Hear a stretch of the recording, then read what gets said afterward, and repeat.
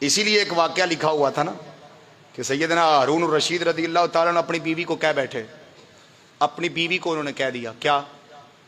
انہوں نے کہا اکے دہاڑے چ میری بادشاہی تو باہر نکل جا تو میں تینوں کچھ نہیں آکھاں گا، جے تو دیہڑی دے اندر میری بادشاہی تو باہر نہ نکلی نا تو جا تینوں 3 طلاقاں چھٹی تیری۔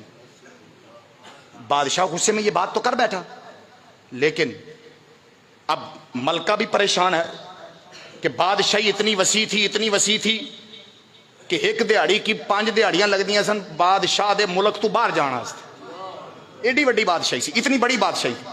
اب مالکہ بھی پریشان، آقا بھی پریشان کہ اب کیا بنے گا، مسئلہ کیا بنے گا؟ اب تو طلاقیں ہو چکی ہیں، بس اب تو میں ہمیشہ کے لیے بادشاہ سے جدا ہوں، کیونکہ نہ بادشاہی تو باہر نکل سکنی ہے کہ دیہڑی سے، لہذا طلاقیں ہی طلاقاں۔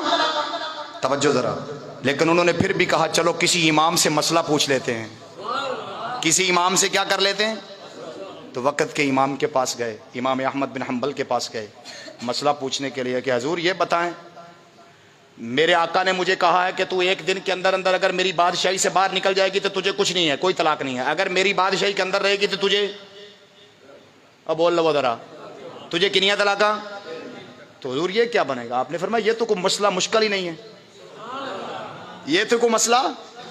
فرمایا بس ٹھیک ہے کوئی مسئلہ نہیں، چلے جاؤ گھر بیٹھ جاؤ سکون نہ، جب شام کے قریب کا وقت ہو نا تو بس مجھے اطلاع دینا، بس خیر ہو جائے گی۔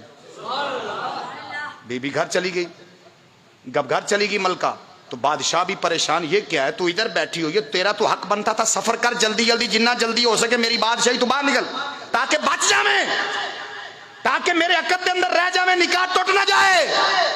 تو اس نے کہا میں کوئی عام نہیں ہوں، میرا امام موجود ہے، میرا امام ہے، میں امام رکھتی ہوں۔ تو جب شام کا وقت قریب آیا تو آپ نے فرمایا پیغام بھیجا کہ ملکہ کو کہو، ملکہ کو یہ کہو کہ وہ اللہ کے گھر میں چلی جائے۔ بڑی ڈھلی، سبحان اللہ، یار کو گالے کر رہے ہیں، وہ کہاں چلی جائے؟ اللہ کے گھر میں چلی جائے، جب شام کا وقت گزر جائے تو واپس آ جائے بس۔